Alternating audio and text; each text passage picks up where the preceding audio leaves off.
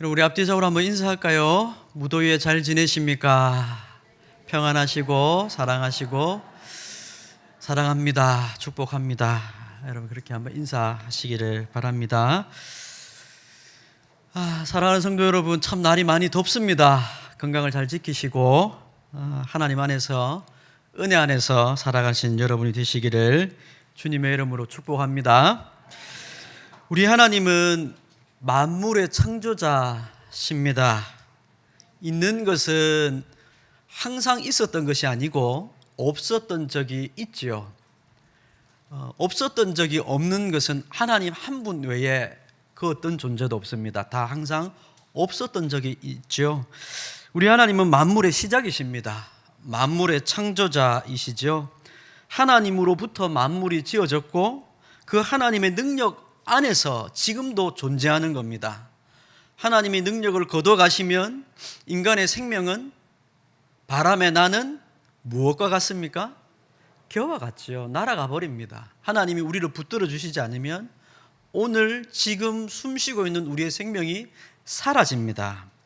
그러니 당연히 하나님께서 우리를 지으셨을 뿐만 아니라 지금 우리의 생명을 유지시키고 보존하시는 것도 하나님의 능력입니다.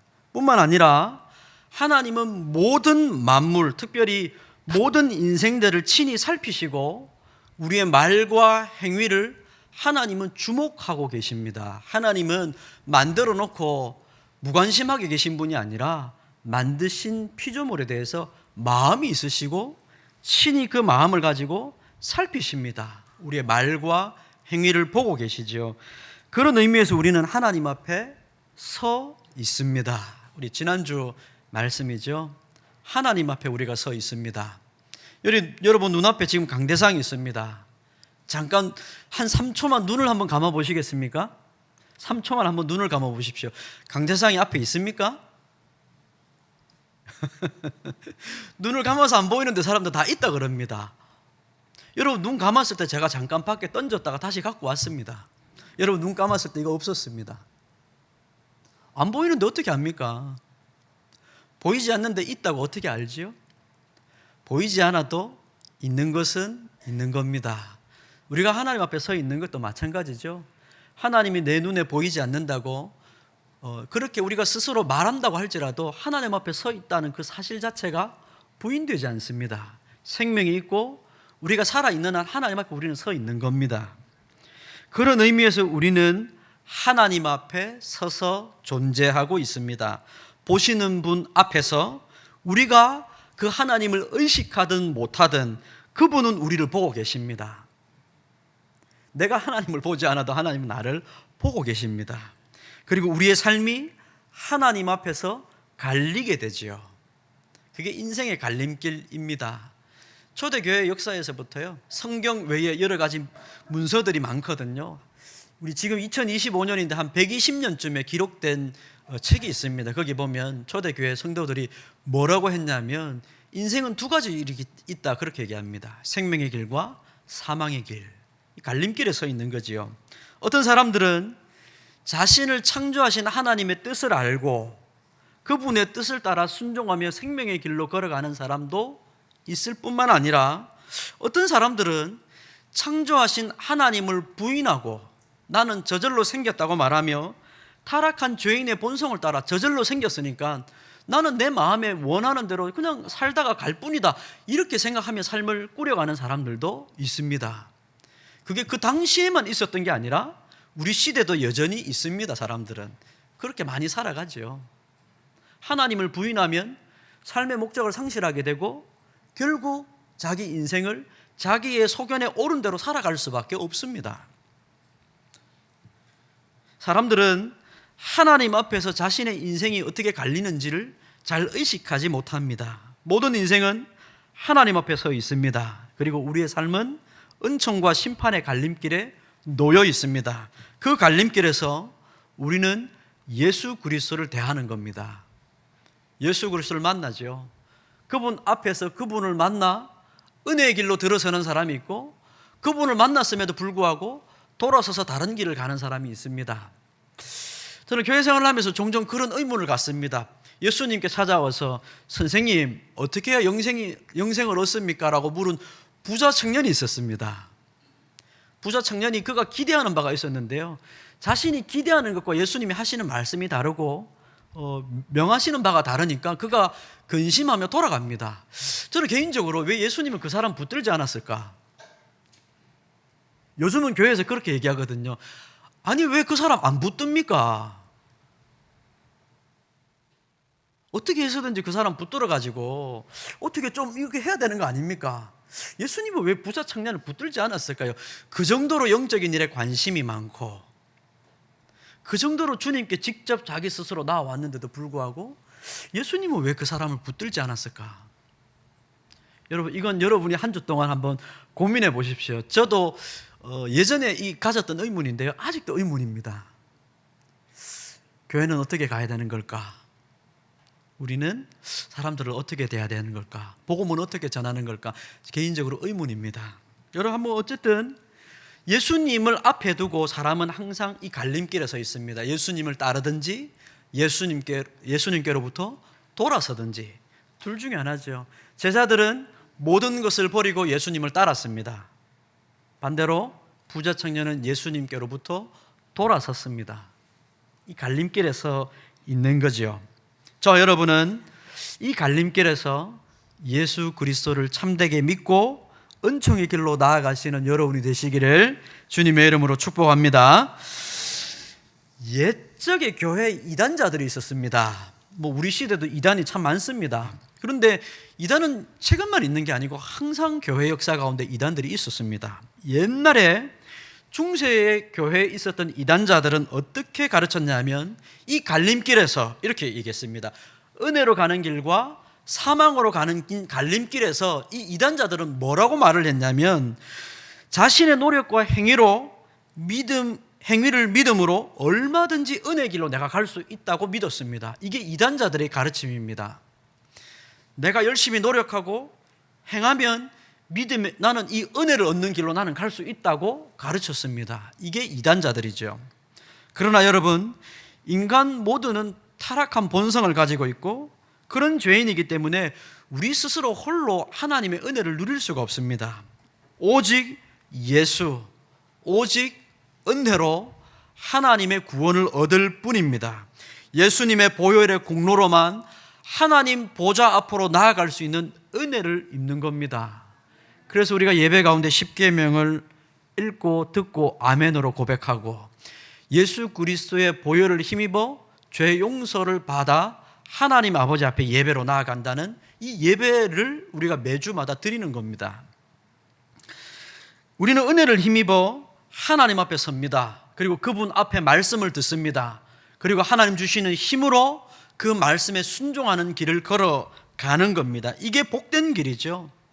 이게 구약 성경에서 오실 예수님을 미리 예표해서 제사 제도를 통해 알려주신 겁니다. 그러니까 여러분, 예수님을 우리 인생에서 그렇구나, 나는 홀로 구원받을 수 없고 나는 나 혼자 하나님 앞에서 내가 애쓰고 북치고 장구친다고 하나님 은혜를 누릴 수가 없는 거구나, 이걸 아는 사람이 예수 그리스도를 귀하게 여기는 겁니다.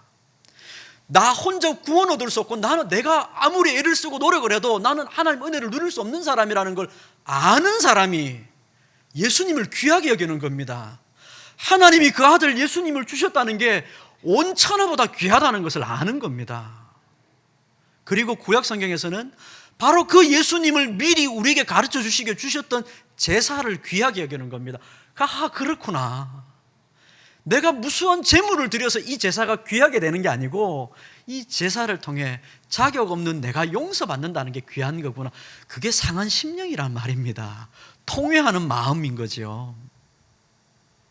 그런데 여러분, 오늘 우리가 읽고 있는 이 사무엘상에서 엘리 제사장의 두 아들은 그 제사, 그 귀한 제사를 집례하는 제사장이었음에도 불구하고 제사가 가르치는 의미가 무엇인지를 몰랐습니다. 우리가 이 자리에 많은 사람이 예배를 함께 드리고 있지만 우리 모두가 다 예배의 의미를 다 알고 있는 것은 아닙니다. 어떤 사람들은 옛적 이단자들처럼 내가 예배를 열심히 참석하고 내가 이 예배 가운데 열심히 공을 쌓으면 하나님이 내게 은혜를 주시겠지라고 생각하는 사람들도 있을 겁니다. 우리 교회는 그런 사람이 없을 줄로 믿습니다만 한국 교회 그런 사람이 정말 없을까요? 엘리 제사장의 두 아들은 비록 제사장이었지만 그 제사의 의미가 무엇인지를 몰랐습니다. 그리고 모르기 때문에 제사를 멸시하는 겁니다. 그토록 귀한 제사를 멸시하는 거죠. 중요한 게 아니라고 생각하는 겁니다. 죄인을 용서하시고 깨끗하게 하시는 하나님의 제사를 멸시했기 때문에 상한 심령으로 하나님 앞에 선다는 말이 무엇인지를 이 사람들은 도무지 이해를 못합니다. 그러니 겉으로는 함께 제사를 드리고 있지만 제사를 드리는 그 공간에서 수없이 많은 사람들이 함께 제사를 드리지만 어떤 사람들에게는 상한 심령이 없습니다. 제사를 통해 자기 배나 채우겠다는 욕심밖에 없는 겁니다. 빨리 제사 마치고 이 제물을 내가 먹어야지, 자기 배를 채우는 데밖에 관심이 없는 겁니다. 이게 엘리 제사장의 두 아들이었습니다. 뿐만 아니라 이런 두 아들이 저지르는 죄를 알고서도 아버지가 되는 엘리 대제사장은 그 아들들의 죄가 매우 큰 것이라는 것을 알면서도 아들들의 불신, 범죄를 알고서도 자신의 말을 듣지 않는 아들들을 어떻게 하지 못한 이 아버지의 죄, 자녀의 죄를 방치한 죄, 이 죄가 결국 엘리 집안 전체가 하나님 앞에서 뿌리 꺾이게 되는, 뿌리 꺾인다는 말은 그 집안이 송두리째 끊어져 버린다는 뜻입니다. 뿌리 꺾이게 되는 심판을 받게 되지요. 그게 오늘 말씀의 내용입니다. 오늘은 이 엘리 집안을 향해 하나님께 주시는 심판의 메시지를 통해 하나님의 교훈을 받고자 합니다. 오늘 말씀을 보면 이름이 등장하지 않는 한 사람이 나옵니다. 정체를 전혀 알 수 없는 한 사람, 하나님의 사람이라고 등장을 하고 있지요. 27절입니다. 하나님의 사람이 엘리에게 와서, 이름을 알 수가 없습니다. 그러나 그는 그의 역할에 전적으로 순종합니다. 내 이름이 드러나지 않아도 하나님께서 그에게 맡기신 일에 전적으로 순종을 하죠. 하나님의 사람, 구약 성경에서 선지자를 가리킬 때 쓰는 표현입니다. 하나님의 사람은 하나님께 말씀을 받았습니다. 그리고 그 말씀을 엘리 제사장에게 전해줍니다. 여러분, 굉장히 이 내용이 인상적이지 않습니까? 선지자가 하나님의 말씀을 받아서 전달을 해주는데 제사장한테 전달을 해주는 겁니다. 그게 뭐 이상합니까? 라고 여기실 수 있는데, 우리가 성경 조금만 넘어가면 3장에 가면 제사장으로서 지금 훈련을 받고 있는 사무엘, 성소에서 훈련을 받고 있습니다. 근데 어린데 하나님의 음성을 듣습니다. 사무엘아, 사무엘아. 하나님이 하시는 말씀을 받습니다, 사무엘이. 그러니까 이 말은 제사장이 하나님 앞에서 말씀을 받는 사람이라는 겁니다. 그런데도 불구하고 왜 하나님은 선지자를 통해 너가 가서 저놈한테 좀 전달해라, 왜 그렇게 하셨을까요?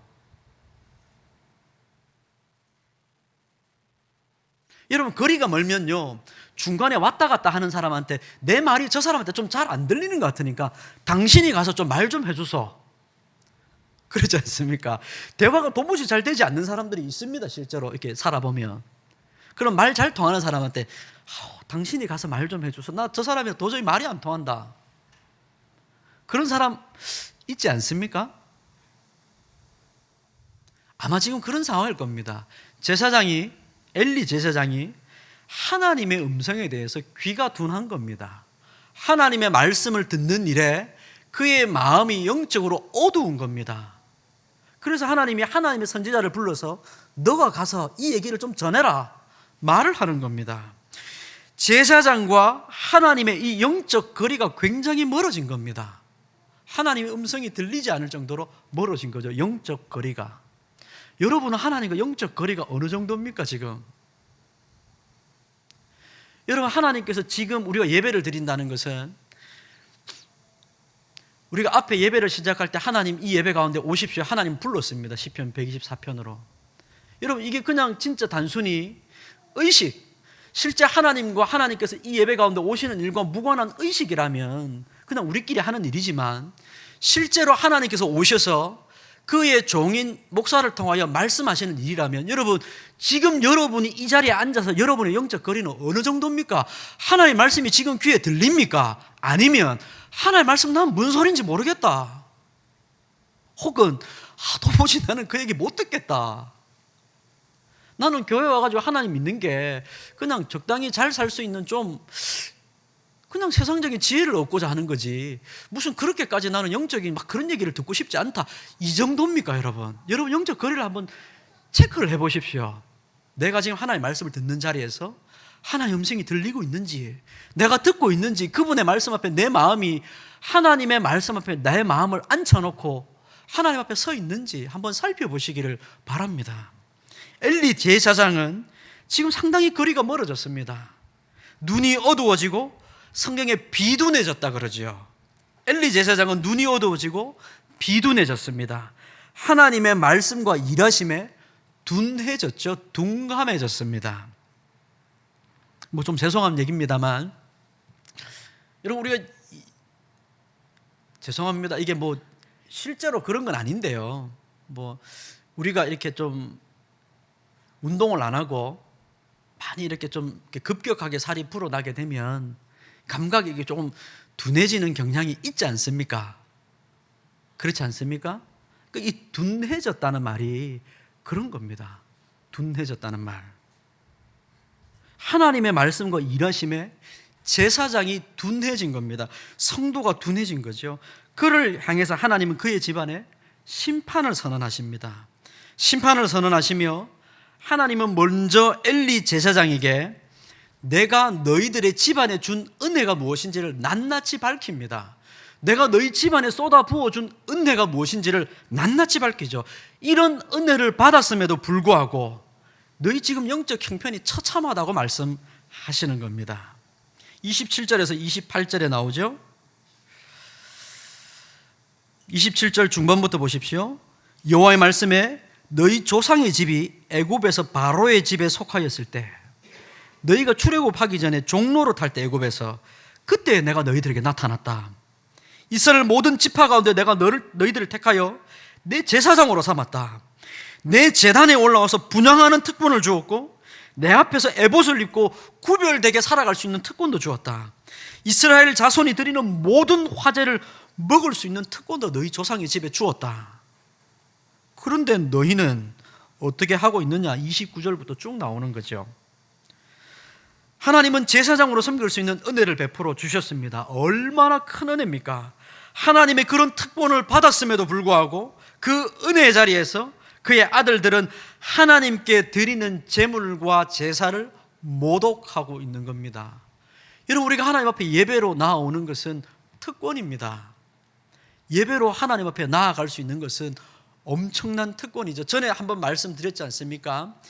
옛날 초대교회에서는요, 예배를 어떻게 드렸냐면 1부, 2부로 드렸습니다. 1부 예배는 말씀을 듣고 2부 예배는 성찬식을 했습니다. 그래서 뒤쪽 한 3분의 1쯤에 천막이 있어서요, 천 바깥에는 세례받지 못한 사람들 거기서 듣습니다. 천을 걷어놓고 거기서 말씀을 듣습니다. 그리고 1부 예배가 끝나고 2부가 되면 천막을 칩니다. 천을 칩니다. 그래서 이 성찬식에 참여하지 못하도록 막습니다. 아직 세례받아서 하나님의 자녀가 되지 않았기 때문에 이 거룩한 상에 참여하지 못하도록 하나님이 막으시는 겁니다. 그게 교회의 예배 형식이었습니다. 그러니까 그 예배 안으로, 그 천 안으로 예배하러 들어온다는 것은 하나님이 주님의 보혈로 나의 죄를 용서하시고 깨끗하게 하여서 하나님 앞에서 말씀을 듣고 그분이 차려주시는 식사를 먹을 수 있는 은혜, 특권을 받은 겁니다. 예배로 나온다는 건 특권을 받는 겁니다. 하나님께 예배 드려주는 게 아닙니다. 예배 드릴 수 있도록 우리를 받아주신 겁니다. 엄청난 특권이죠. 그런 자리에, 제사의 자리에 와서 하나님께 드리는 제물과 예물을 짓밟으며 모독했으니 그 죄가 얼마나 큰 겁니까? 이 두 아들이요. 더 큰 죄악은 이제 소개되고 있죠. 29절. 너희는 어찌하여 내 처소에서 명령한 내 제물과 예물을 밟으며 네 아들들을 나보다 더 중히 여겨 내 백성 이스라엘 드리는 가장 좋은 것으로 너희들을 살찌게 하느냐. 이게 더 큰 죄악입니다. 여러분, 여기 엘리 제사장의 마음에 하나님보다 자신의 아들들이 더 중요한 존재였다는 것을 하나님은 아셨습니다. 네 아들을 나보다 너는 더 중요하다고 여긴다. 지금 그 얘기를 하고 계시죠. 비록 하나님께 범죄했다는 것을 아버지가 아들에게 말은 하면서도 듣지 않는 아들들, 어떻게 하지 못하는 것의 이 배후에는 아들들을 하나님보다 더 중히 여기는 마음 때문이었다고 제가 지난주에 말씀을 드렸습니다. 여러분, 여기 중히 여겨라는 단어에 여러분 볼펜이 있으시면 동그라미를 한번 좀 치십시오. 중히 여겨라는 말이 사무엘상 2장에서 4장 사이에서 굉장히 중요한 단어입니다. 중히 여겨. 이 단어는 무겁다라는 뜻입니다. 카바드라는 단어입니다. 성경에서는 주로 영광이라고 번역합니다. 영광. 하나님의 영광. 무거운 것이죠. 출애굽기 시작과 끝에 사용됩니다. 이스라엘 백성들이 애고방 바로 안에서 종로를 탈 때 바로가 그들 머리 위에 중한 노동을 짊어지우게 합니다. 무거운 노동을 그들 머리 위에 짊어지웠죠. 무거운 것이 그들의 삶을 짓눌렀습니다. 하나님이 그들을 자유롭게 하시고 구원하셔서 출애굽기 마지막에 가면 어떻게 하십니까? 하나님을 예배하는 성소가 다 만들어지고 난 후에 하나님의 영광이 그들 위에 임합니다. 무겁게 하나님의 영광, 하나님의 무거움이 그들 위에 임하는 거죠. 세상의 무거움에 짓눌려서 살아갈 존재가 아니라 성도로 부름받는다는 건 하나님이 세상 그 어떤 것보다 중요하고 무거운 존재라는 것을 알고 살아가는 것, 하나님을 머리 위에 모시고 살아가는 존재, 그게 성도입니다. 하나님의 영광이란 말은 하나님께서 우리 가운데 계시는 그 무거움을 아는 겁니다. 이게 영광입니다.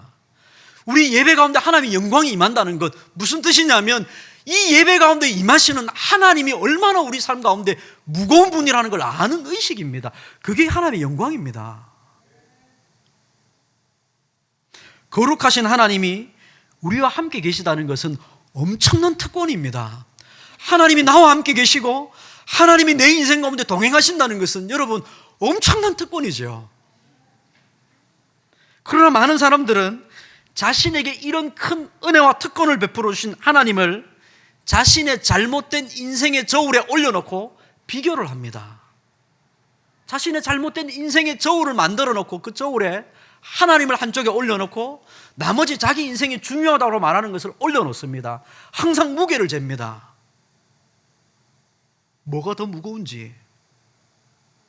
잘못된 인생의 저울에 달아 하나님에게 무게를 매기죠. 하나님도 중요하지만 내 손상된 명예보다는 그 값어치가 덜합니다. 그래서 나는 이 교회에서 내 명예를 손상시킨 이 일을 나는 견디지 못합니다. 교회에서 제가 아는 사람들 중에요, 모르겠습니다. 제가 봤을 때는 그분이 잘못한 일인데, 분명히 교회 시벌을 받아서 잘못한 일인데 본인은 그것을 인정하지 않습니다. 명예가 손상되었다고 여기지요. 교회를 견디지 못합니다. 하나님 예배를 가볍게 여기게 됩니다. 내가 이런 곳에서는 예배를 못 드린다고 말합니다. 인생의 저울의 무게가 잘못된 겁니다. 서로 진짜 내 명예가 손상되었다고 할지라도, 그게 억울한 일이라고 할지라도, 여러분 인생의 무게를 달아보면 하나님이 더 무거워야죠. 내게 있는 이 문제와 하나님을 저울에 달아보면, 무게를 달아보면 아무리 이게 나한테 중요해도 하나님보다 더 중요해서는 안 되죠. 나는 이것 때문에 하나님께 예배 못하겠습니다라고 말하는 이 말이 여러분 도대체 우리한테 뭘 가르쳐 주는 겁니까? 그만큼 이 사람이 마음에 상처를 입었다는 말을 하는 게 아니라 내가 중요하게 여기는 이 문제보다는 하나님이 더 중요하지 않다는 걸 말하는 것 아닙니까? 여러분 그런 거 아닙니까? 하나님도 중요한데 내 자식들보다는 하나님 가볍지. 내 자식들이 훨씬 더 무거운 거지. 내 건강과 재산이 하나님보다 훨씬 더 무거운 거지. 각각 여러분 자신의 인생의 마음속에 자신의 인생의 저울을 하나 달아놓고 항상 하나님을 무게를 잽니다. 여러분의 인생의 저울에서 하나님은 어느 정도입니까? 중요하긴 하지만 그렇게 무게감 있지 않은 하나님. 내 인생에 여러 가지 것이 있지만 그 중에 한 가지 정도로 나는 하나님을 섬기겠다고 말하는 것. 그렇게 되면 하나님께 귀한 것을 드리지 못합니다. 그리고 그 귀한 것으로 나를 살찌우는 일에 쓰게 됩니다. 지금 엘리 제사장의 두 아들이 그렇게 하고 있는 거죠.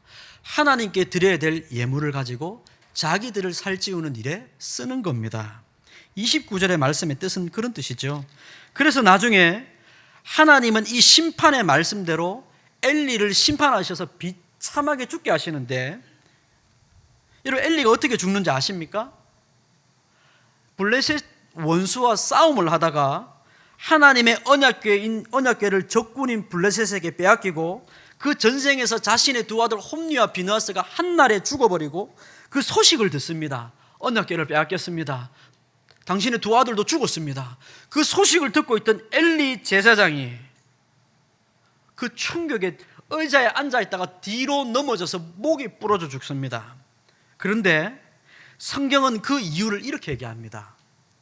의자에 앉아있다가 소식을 듣고 놀라서 뒤로 넘어져 목이 부러져 죽었다 했는데 성경이 사무엘상 4장 16절에 이렇게 정확하게 얘기합니다.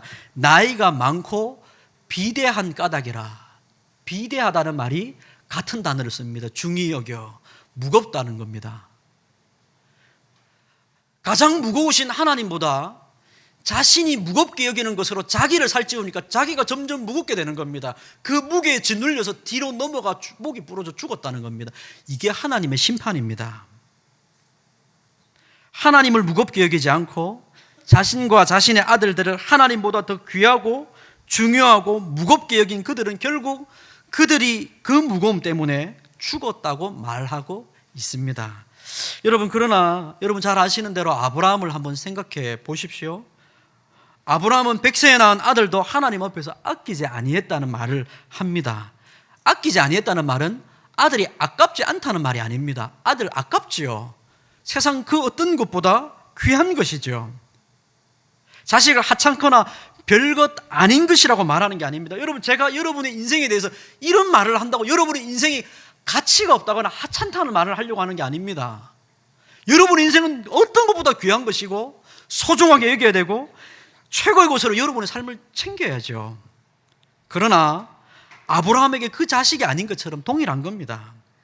아브라함에게 이삭은 어떤 것보다 귀한 겁니다. 자신의 생명을 내어놓을지언정 그 아들을 죽게 하지 않을 정도로 아브라함은 아들 이삭을 사랑했습니다. 그러나 그런 아들도 하나님 앞에서 더 귀한 것으로 여기지 아니하고 하나님께 드렸다고 말씀하는 겁니다. 왜냐하면 그 하나님이 우리를 이 세상 그 어떤 것보다 가장 무거운 존재로 여기시고 자신의 아들을 우리에게 내어주시기 때문에 그렇습니다.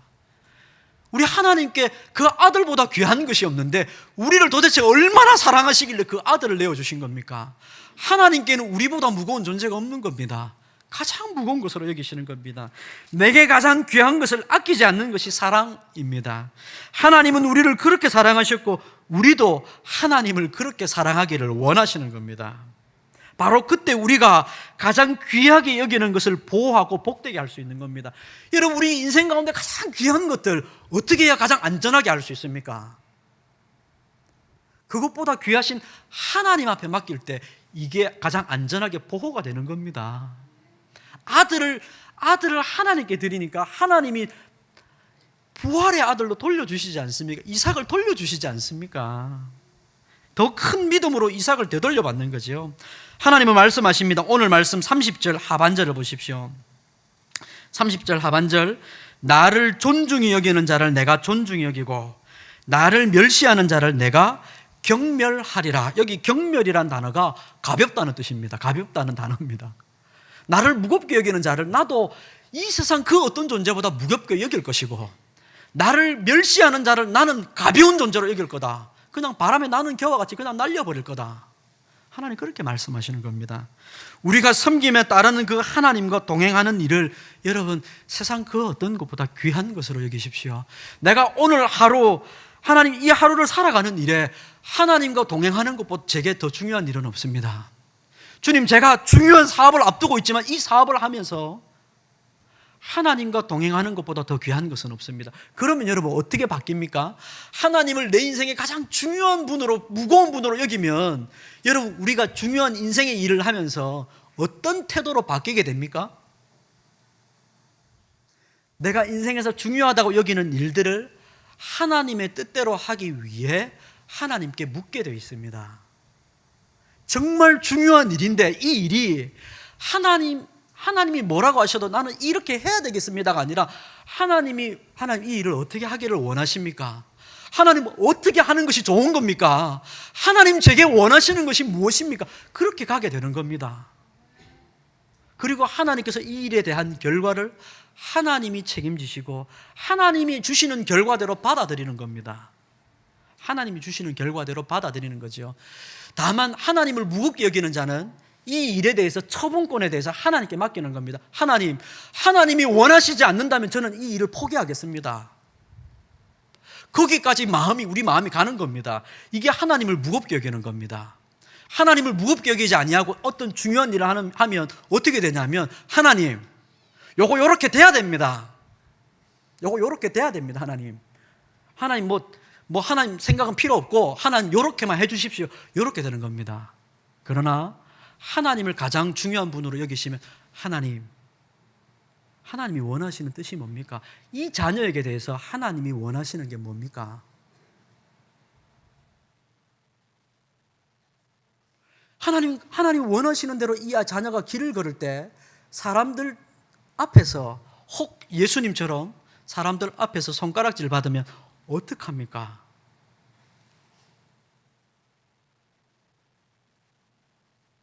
그러나 주님 원하시면 그렇게 하겠습니다. 이게 하나님을 무겁게 여긴다는 말입니다. 결과까지도 받아들인다는 말입니다. 결과까지도 받아들인다는 거죠. 우리가 섬기며 따르는 그 하나님과 동행하는 일은 우리 인생 가운데 중요한 일입니다.